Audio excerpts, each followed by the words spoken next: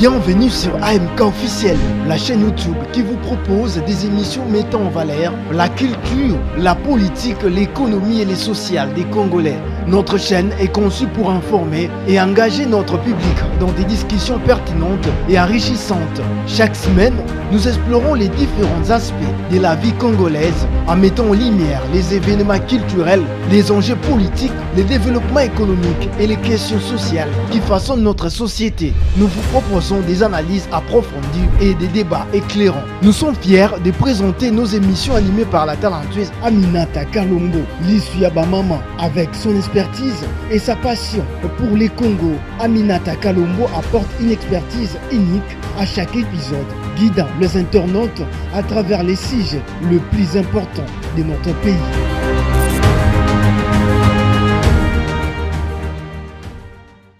Honorer notre invitation et répondre à ces quelques questions. Merci infiniment, que les Seigneurs vous bénissent. Alors, la première question serait celle de savoir quelle lecture faites-vous en rapport avec tous ces départs, toutes ces morts que nous enregistrons depuis près de 10 jours? Comme tu l'as dit, qu'on essaie un peu de parler des actualités. Qu'est-ce qui nous arrive aujourd'hui dans le monde du message? Tout d'abord, il y a des frères qui m'ont appelé presque de partout. Il y a le pasteur Barouti qui est décédé. Tu ne dis mot. Il fallait aussi passer derrière la chair, comme ça tu vas dire un mot et tout, et tout, et tout. Alors que moi, je suis un peu de ce genre de personnes qui ne fait pas les choses simplement parce que les autres le font. Je le fais parce que je dois sentir dans mon cœur, il faut que je le fasse. Et je ne pense pas qu'un homme qui a le Saint-Esprit peut aimer la mort d'un autre frère. Je ne pense pas. C'est vrai que dans la vie, on pouvait avoir des différends avec le pasteur Barouti, mais ce n'est pas une raison que non, il est resté calme et tout, et tout, et tout. C'est ma manière de faire. Il y en a d'autres même qui ont dit l'amour, dans l'amour, vous êtes obligé de faire. Frère Branham dit, parfois l'amour n'est pas une obligation, mais c'est de la compassion. Il faut sentir de la compassion. Et je regrette beaucoup la mort de ce grand homme. Vous savez qu'un jour, nous étions avec le pasteur Kalumbu. Il me disait, il faut que tu vois, des gens comme le pasteur Barouti, c'est des gens qui sont allés dans des pirogues. Ils sont allés dans des avions où il y a même des questions, on se pose la question, ça va arriver. Ils sont allés prêcher les messages là-bas. Je crois que Dieu se souviendra de tous ces sacrifices qu'il a fait. Et je le crois. Maintenant, pour ce qui est de beaucoup de frères, je suis resté calme. Pourquoi je n'ai pas dit frère? Il ne faut pas parfois commencer simplement à condamner quelqu'un comme ça. Là. Moi, j'étais en France, j'étais parmi les premières personnes qui ont écouté la maladie du pasteur Barouti. Demandez aux frères qui sont au Canada, je leur ai dit, est-ce que ça ne serait pas une bonne chose de lancer une requête que le corps de Christ dans son entièreté puisse prier? Est-ce qu'on ne peut pas faire ça? Parce que moi-même qui vous parle, je suis le fruit de la supplication des enfants de Dieu partout dans le monde. Les gens ont crié au Seigneur et le Seigneur m'a fait la grâce. Est-ce qu'on ne peut pas le faire? Et quand j'ai entendu ça, il y avait même la nourriture sur la table et je n'ai pas pu manger. Et j'ai parlé avec le pasteur Alain, là où je vivais, et je lui ai dit, est-ce qu'on ne peut pas se mettre à genoux et prier? Et on s'est mis à genoux, on a commencé à prier. Est-ce qu'il fallait filmer tout ça là pour montrer mon amour pour le pasteur Barouti? Je crois que je regrette son départ et surtout toutes nos condoléances à la famille éprouvée. Et surtout, comme Frère Branham l'a dit, perdre un pasteur, c'est très difficile. On peut encore perdre un père biologique, mais perdre un pasteur, c'est difficile. Et je sais ce que ça veut dire parce que j'ai hérité de beaucoup des églises où les pasteurs sont partis. C'est vraiment très compliqué. Donc nous compatissons à tout ce qui est arrivé à son église, à sa famille et tout. Et je crois que celui qui peut s'en réjouir ou comment, Il n'a pas le Saint-Esprit. Il n'a pas le Saint-Esprit. Voilà un peu. Mais au-delà de cela, il y a aussi des pasteurs, beaucoup, qui sont morts. En l'espace seulement d'une semaine et demie, nous avons au moins une affaire de 9 ou 10 pasteurs qui sont partis, qui nous ont laissés. Il y a tout d'abord le pasteur Barouti, il y a le pasteur Kamono, Louisa dans le Kassai central, il y a le pasteur Jean-Luc Loukoussa, qui m'avait choisi comme son ancien, que je vais aller aujourd'hui, ce soir, faire le service de ceci et cela, et puis nous allons l'enterrer demain, donc nous allons la veiller mortuaire ce soir. Voilà. Il y a aussi le pasteur Roger Manzango qui est à l'Issala, qui nous a laissés. Il y a le pasteur Dieudonné à Ituri, ou même le pasteur Bakili, je crois Pascal qui me suit, m'avait demandé de faire une vidéo. J'ai dit, frère, je ne sais pas si c'est une bonne manière, mais peut-être venir à l'assistance à la veuve et au CC, c'est quoi? C'est la bonne manière de pouvoir faire les choses. Le pasteur ici, Pascal, qui est mon papa, s'en souviendra. Il y a aussi le pasteur Caleb, qu'on appelait Muntunzambi, qui nous a laissés. Il y a le pasteur Don Kalindula, qui nous a laissés, à Ituri toujours. Il y a le pasteur Yogo Monzedi, qui nous a laissés de Guémena. Et il y a même le pasteur Russell, qui a laissé 5 enfants, qui nous a laissés. Et la liste est longue. Ça, c'est ce qu'on connaît des pasteurs. Mais il y a aussi des brebis qui sont en train de mourir. Donc, on ne comprend pas qu'est-ce qui se passe. On ne comprend pas qu'est-ce qui se passe. Merci beaucoup, Pasteur Life. Mais est-ce que vous pouvez nous dire pour quelle raison tout ceci est en train d'arriver au corps du Christ?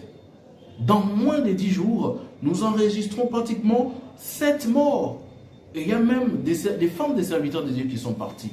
Pourquoi tout ceci nous arrive, Pasteur Life? N'est-ce pas peut-être la cause d'un péché quelque part et que Dieu serait en train de nettoyer la scène? Ou vous pensez que c'est naturel et que Dieu est en train peut-être de faire passer son message à l'épouse du temps de la fin? Est-ce que c'est un péché? Moi, non. Moi, je crois que Frère Branham le dit. La mort, la signification de la mort aujourd'hui par rapport au message, ce n'est plus un péché. Ce n'est pas un péché, la mort. Mais la mort, la lecture que nous avons aujourd'hui, c'est le départ. C'est le changement d'un temple à un autre. C'est le changement de corps. C'est aussi le repos. Ce qui a été une punition longtemps, aujourd'hui, c'est devenu le repos pour les enfants de Dieu. Donc, plutôt, ça doit nous interpeller dans le sens de ne pas dire est-ce qu'il y a les péchés, est-ce qu'il y a ceci, non. De dire, Seigneur, les chars d'Israël peuvent m'attraper à n'importe quel temps. Donc, apprends-moi à compter mes jours, apprends-moi à compter mes années. Je crois que c'est ça la lecture que je fais de toute cette situation qui nous arrive.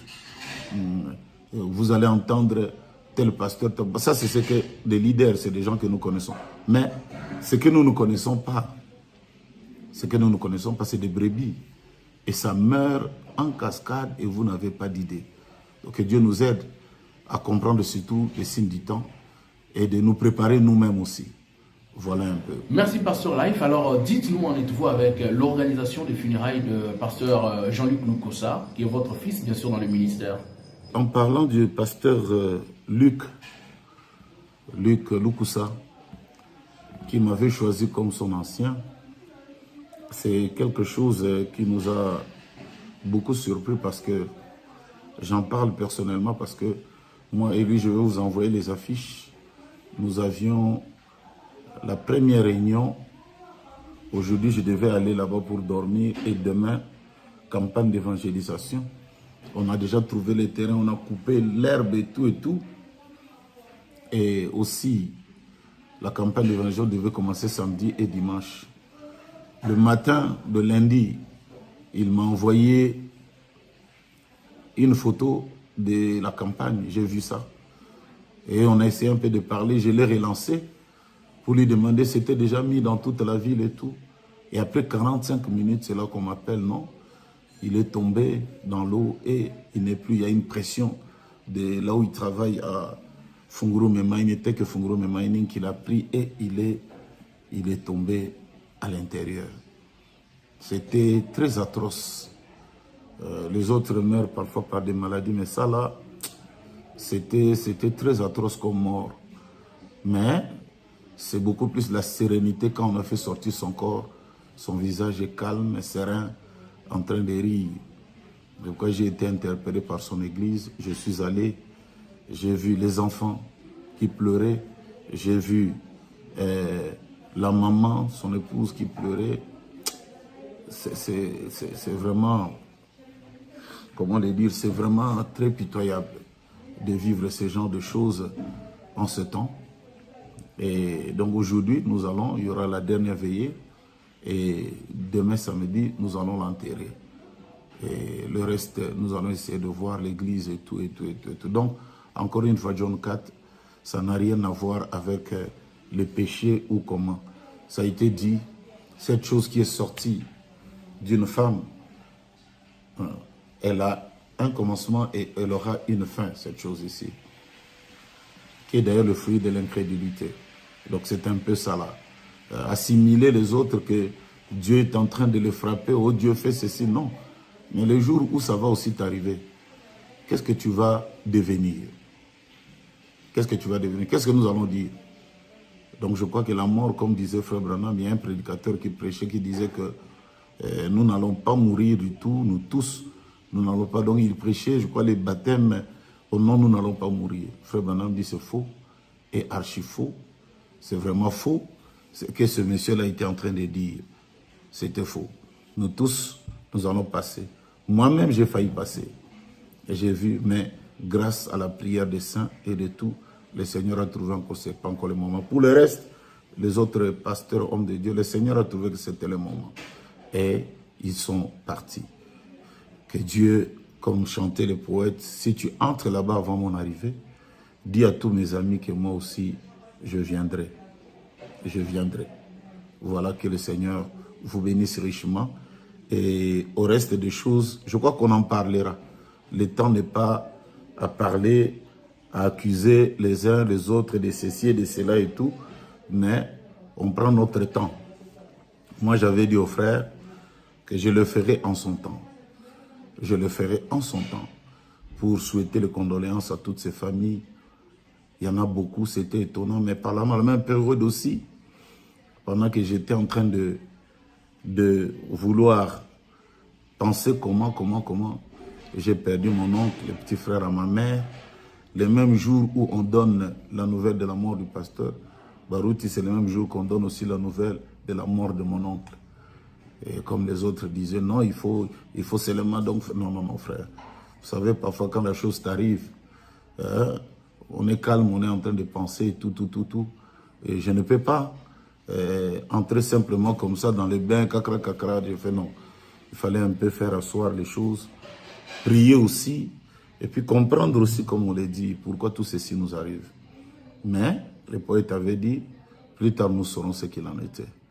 Au reste, que le Seigneur bénisse tous ces hommes de Dieu qui se battent, que le Seigneur bénisse tous ces enfants de Dieu, toutes ces familles éprouvées, et que le Seigneur bénisse aussi nous autres qui sommes restés encore. Pour combien de temps, nous ne savons pas. Vraiment à tous et à toutes, un très grand shalom. Papa Life, nous vous disons grandement merci d'avoir honoré notre invitation. Ça a toujours été un plaisir de vous recevoir sur le plateau du forum Les Jeunes du Message. À chaque fois que nous vous lançons cet appel, vous avez éclairé l'opinion en rapport avec tout ce qui se passe actuellement dans le monde du message.